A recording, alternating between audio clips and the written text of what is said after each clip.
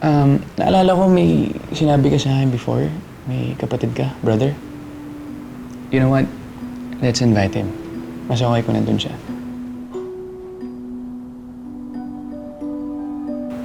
Tingin ko kasi mas magiging memorable yung wedding natin pag nandun yung families natin.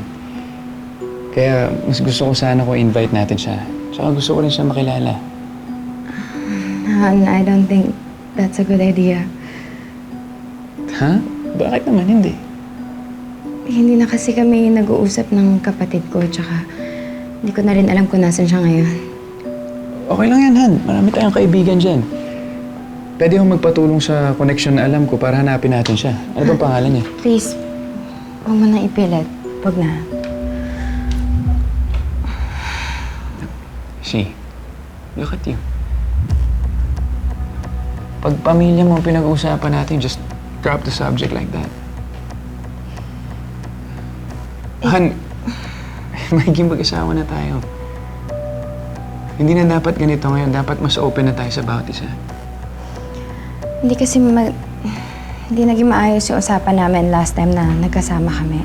And it's really painful for me to talk about.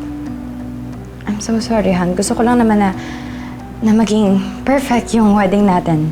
Kung nandoon yung kuya ko, baka mag-away lang din kami. Tapos masira lang yung araw natin. Intindihin mo na lang ako, ha?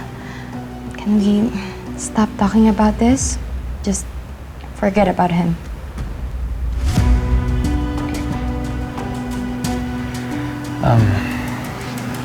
Settle lang ako upstairs.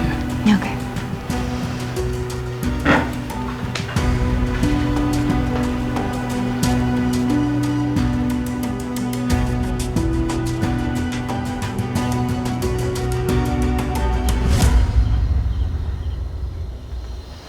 Gutom ka ba? Gusto mo paghain kita? Hindi. Hindi na. Upo ka muna dito sa tabi.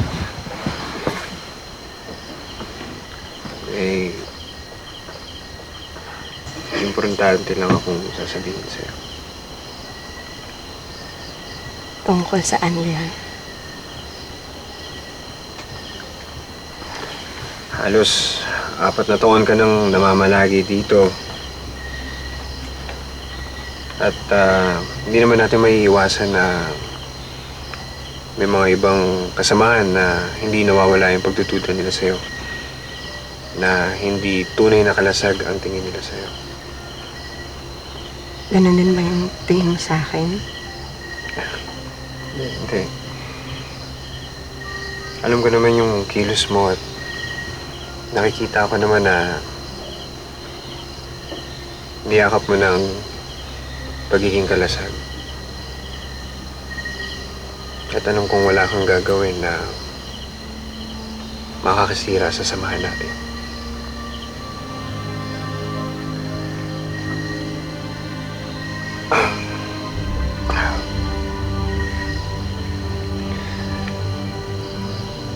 May isang paraan lang ako na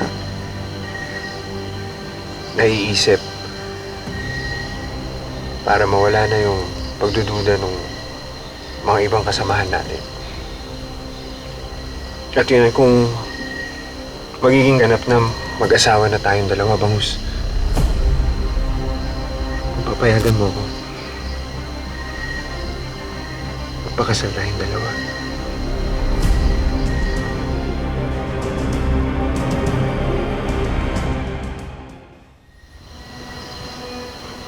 Bakit hindi ka makasagot? Ayaw mo ba sa akin?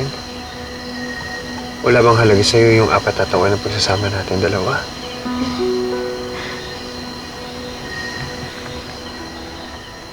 Si Jordan pa din ba yung mahal mo? Matagal ko nang kinalimutan si Jordan. Nung araw na pinili ko ang kalasag, tinundukan ko na rin yung pagmamahal ko sa kanya. Nagulat lang talaga ako sa alok mo. Akala ko kasi masaya ka na sa kung anong meron tayo. Di pa ba sapat mga luha sa aking mga mata? ibigay lahat ng kaya sapagkat iniibig ko siya. Di mo ba matatanggap?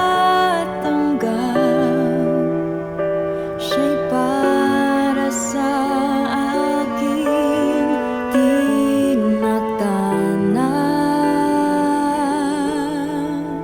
ng tadhana.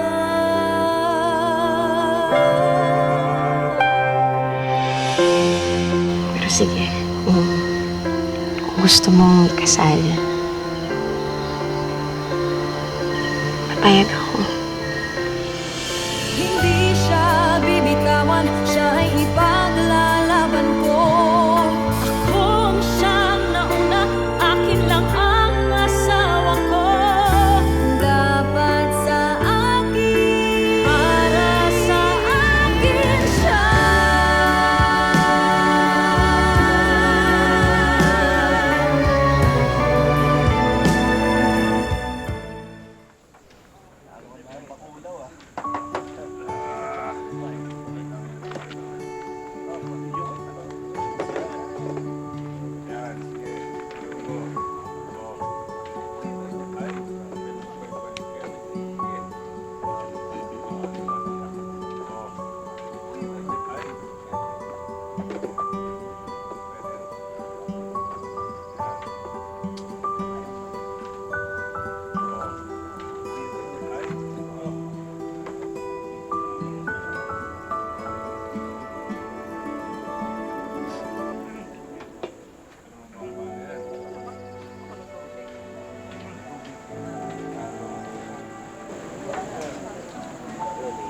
Makasama! Mga kasama! Lapit muna kayo sandali.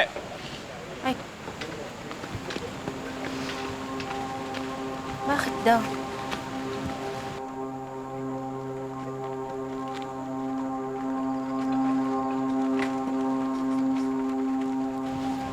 Tay,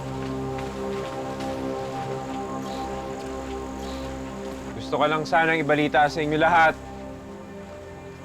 na pumayag na si Bangus na magpakasal kaming dalawa.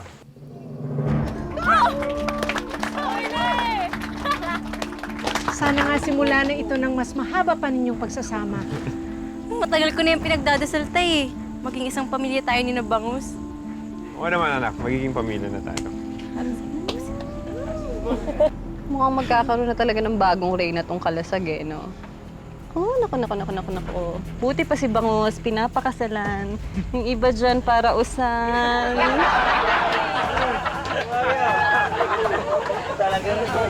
Huwag na. Huwag nang patulan. Hindi sila ang kalaban.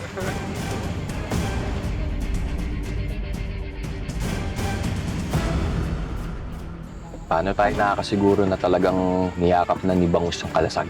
Kahit na ilang taon na siyang namamalagi dito, hindi pa rin natin alam kung paano siya mag-isip, Leon. Sana mapatawad mo. Di ba kakasal ka na kay Leon? Bakit pa laging kontrapeno kang ibang? Oras na para malaman ng lahat na peke ka! Di kita papayagan na dumihan mo yung pangalan ko kay Leon. Magkamatayan na tayo.